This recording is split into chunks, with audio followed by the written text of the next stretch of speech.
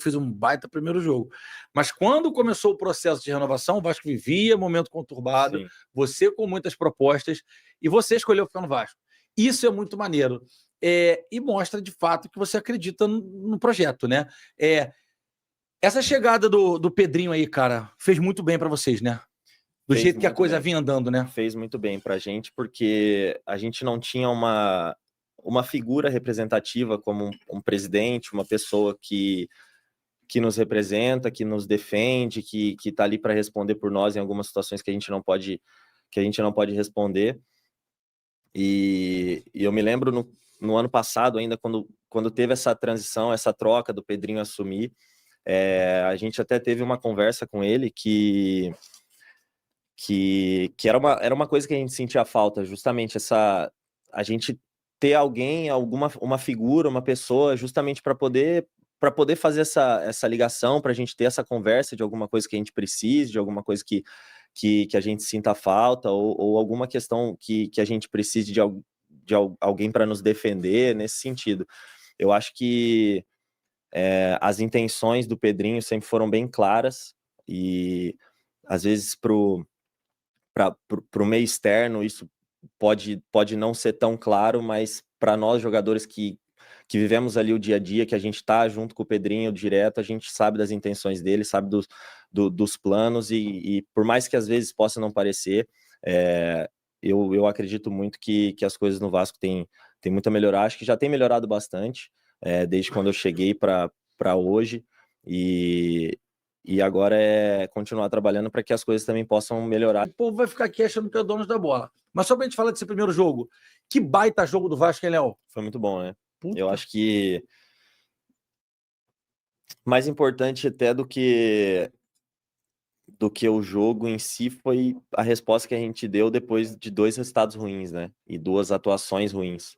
Que a gente perdeu do Juventude, perdeu do Corinthians. Depois daquele jogo. E aí foi o jogo do Botafogo ali, que confiança talvez não estava tão em alta. Mas ali a gente conversou entre a gente e tinha que fazer algo a mais, né, cara? E a gente sabe que a gente tem condições, a gente já deu provas, a gente já fez grandes jogos, né, cara? Quais jogos vocês perderam? Foi... Os 2 últimos? É. Foi Juventude e Corinthians. Que não foram jogos ruins. Ah, não. A gente perdeu do Bragantino. Do Bragantino. Ficou em cima também, perdeu muita chance. E o Grêmio a gente empatou. Bela partida também contra o Grêmio. O Volpi foi o melhor em campo. Pegou muito o Volpi. E a gente não conseguiu fazer os gols. Qual jogo mais que teve? Não, e foram bons jogos antes dos 6. Foi 6-0 Santos, né? 6-0. Que também ninguém esperava, né? Nem vocês estavam. Vamos vencer, mas 6-0. Cara, futebol é engraçado, né? Porque a gente não começou tão bem o jogo. Sim. E aí depois no segundo tempo também eles têm uma bola na trave, uma chance com o Guilherme ali que ele chuta para fora, que poderia mudar completamente a história do jogo. Aí depois a gente faz 3 gols. Todo mundo cavou. Coutinho, Tietchan, todo mundo cavou. E aí as coisas... Tu não olhou pro Neymar e falou: irmão, lembra daquele 7-1 lá no Lille? Toma aí, menino Ney. Nada. Foi o troco, né? Foi o troco. Mas nem trocar ideia. Falei nada. Não. Mas o jogo do Vasco foi o jogo que ele ficou mais tranquilo dos últimos jogos, assim, mesmo perdendo de 6, porque ele tá meio enfesado. Quanto o Vasco foi tranquilo, ele não brigou ali, não teve que... Cara, é que ele... Ali eu acho também uma situação que não tinha muito o que ele fazer ali, né, cara? De brigar também, porque não... Eu acho que quando eles viram, já foi tinha... dormir cedinho esse dia, tu não viu Netflix, provavelmente. Vou enfrentar o Neymar amanhã. E foi o jogo mais tranquilo dos últimos 10, né, pra você, né? Foi um jogo bem sólido, assim, da equipe toda, assim, defensivamente também foi muito bom. Os caras 4-0, tá bom. Quando eu olhei, meu irmão, 5-6, e ainda teve mais lance. Falei, cara, que partida. E acabou que depois, acho que foi o Diniz que fala isso numa coletiva, criou-se uma expectativa, uma atmosfera que não é real, que o Vasco depois ia meter 6 em todo mundo, porque o Santos é um bom time. E acabou trazendo, acho que uma cobrança do torcedor, que faz parte também, né? Também, eu acho que criou expectativa, e talvez até nós jogadores deixamos essa expectativa entrar um pouco ali dentro do nosso dia a dia, e talvez até por isso os nossos próximos jogos não foram os melhores jogos, sabe? E a gente precisou desse choque de realidade para voltar ao eixo e conseguir fazer um jogo que a gente fez contra o Botafogo ali. Eu vou voltar aqui no jogo do Botafogo. Muita gente perguntando aqui do João Vitor, que é um moleque. Primeiro o Léo, né? Que eu sou apaixonado pelo Léo. É o Pelé, Léo. Acho um moleque incrível, acho ele bom jogador. E todo mundo passa por momentos. Sim. Você é um cara muito centrado e muito acima da média do normal. Não tô nem comparando com o jogador, não. Sou um moleque inteligente, fala bem, um cara muito esclarecido, fala francês também, parlei francês. Você trocava ideia com ele sobre isso? E mais velho, você é mais velho que o Léo, né? Você tem primeiro com o Léo. Com o Léo. Cara, com o Léo... Que dava pena do Léo. Sim. O João ainda meio que fight back. O João, ele rebatia. O Léo, ele tadinho. É um perfil bem diferente, né? Bem diferente. Cara, o Léo, eu conversava, mas não tanto... Eu não era tão próximo do Léo como era do João. Sim. E o Léo, ele tinha também mais pessoas mais próximas que eu sabia que faziam esse papel, sabe? Legal. Agora, o João era um cara que era mais próximo e sempre que eu podia, eu tentava, de alguma forma, ajudar ele nessa situação, né, cara? Mas, assim, foi uma situação ruim pra gente, assim, também, porque você tá ali no jogo, você vê o cara sendo vaiado, às vezes no começo do jogo, sabe? E tudo que acontecia era culpa do João. E isso é um pouco complicado pra gente, assim, sabe?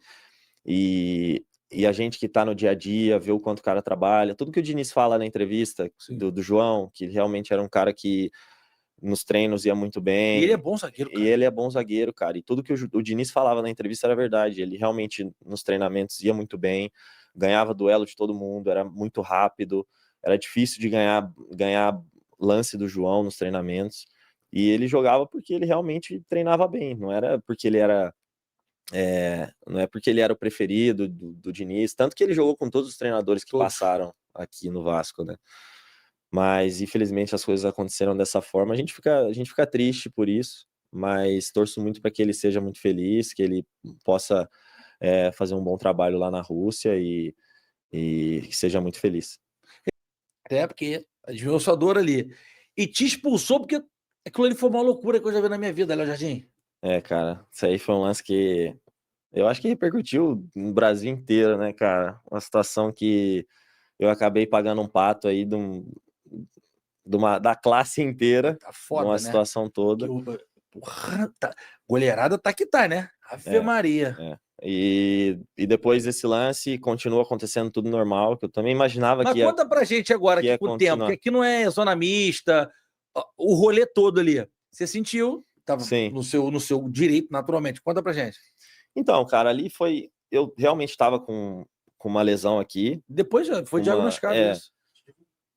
E eu tava com dor ali, realmente. Só que aí houve uma confusão ali de substituição, parece que ia entrar um jogador nosso, e aí demorou. Isso tudo eu acho que foi... Deixa eu tentar... Foi isso. Eu tava caído, só que aí nesse meio tempo todo ia trocar, acho que algum jogador, e aí eu acho que era a última troca, a última pausa, não ia poder parar de novo o jogo, e aí chamou mais um jogador para trocar, só que eu acho que não tava pronto, foi alguma coisa assim.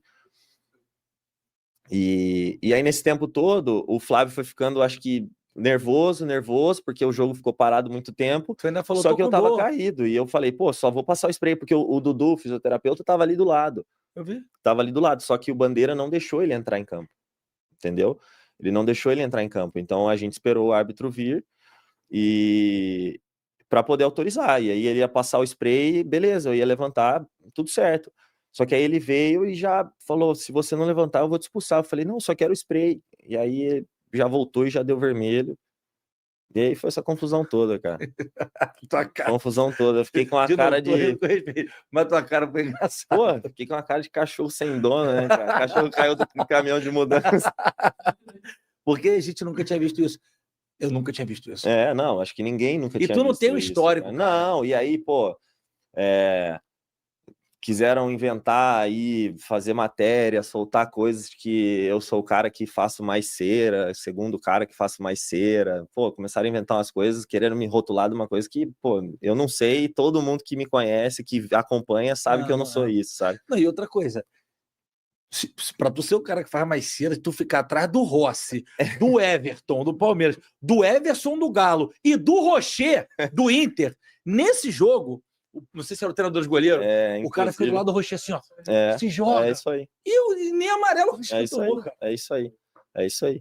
Pra você ver a incoerência da situação, né? Mas, cara, só tô te contando, assim, o que aconteceu, porque... Cara, tem muita gente aqui perguntando disso. E o Thiago Carvalho, nosso querido Thiago Carvalho, o Sidney Magal da Band, o bebê reborn, que ele tá igual o bebê reborn, tá aqui, pergunta das mulheres. Thiago, uma pergunta já queimou, não tem mais direito, não. Mas, e quebrou uma sequência que tu ia fazer foda no Vasco. Né? Eu tava 91 jogos consecutivos no Brasileiro. Pô, muito maneiro isso, cara. Então, como é que vocês estão com a cabeça? Porque, assim, teve uma parada, né? Uhum. Essa parada, acredito eu, pelo que eu conheço do Diniz, é bom, porque o Diniz é um cara muito tático também, né? Sim. Como é que tá o dia a dia e a cabeça? Então, pra gente é muito bom, porque também a gente tá com algumas baixas, né? Que a gente teve, então é bom que também vai dar tempo de recuperar todo mundo. Conseguir colocar uma carga física também nos jogadores. Querendo ou não, essa rotina de jogos é muito maluca, né? Viagens e jogos, um jogo em cima do outro. Então acaba desgastando muito e às vezes não dando para treinar, não dando para trabalhar da forma como tem que ser. Então essa pausa é muito boa, assim, para conseguir ajustar as cargas e colocar todo mundo acho que no mesmo nível físico. Também os próprios reforços que chegaram vão conseguir ter uma carga de treino. O dançarino, hein? O Andrés. Bom jogador, rapidinho, né? Bom jogador. Acho que todos os reforços que vieram... Todos já podem jogar na quinta? Menos o Cuesta zagueiro, né? O Thiago Mendes já pode. Não, o Thiago já, né? Não, eu falo porque a Copa do Brasil... Ele jogou primeiro? Não, pô. Não, o Thiago, mas o Thiago já tá faz mais tempo. Não, mas eu falo por conta de inscrição, porque a Copa do Brasil... Não, é que só o Cuesta que não chegou a tempo de... Depois do início da fase. Então é isso. Até o início da fase dava para... Aí tem o Matheus França. Você vai dar um spoiler pra gente aqui do que o Diniz tá pensando? Não, essa parte não, né? Dá surpresa pra galera. Até porque ele muda mesmo, né? Ele muda toda hora mesmo, ele gosta. Mas vocês estão confiantes? De verdade, sim, acho que dá. De verdade, porque de verdade. A próxima também é uma pedreira, né? Ou é Fluminense ou é Bahia. Um clássico, porra, regional, que aí é maluquice, e o Bahia é muito forte também, né? Cara, mas a verdade é que a gente tá falando uma quarta de final de Copa do Brasil, né? Agora é só jogo difícil, não tem jeito. E se a gente quiser ser campeão, que é o que a gente tem como objetivo, tem que encarar esses jogos com vontade. Mas vocês têm preferência? Bahia, não, caso passe do Botafogo, caso passe... Na verdade, a gente não tem preferência porque a gente tá focado em passar do Botafogo, né? Porque, pô, é um jogo difícil pra caramba, a gente sabe da dificuldade que é o jogo, como foi o primeiro, mas a gente sabe que a gente tem condições de fazer um grande jogo lá e poder passar, mas a gente não parou pra pensar na semifinal ainda. Nem. E o Vasco vai bem no tapetinho, né? O Vasco faz bons jogos lá, não é isso? Você falou. Microfone, Benção!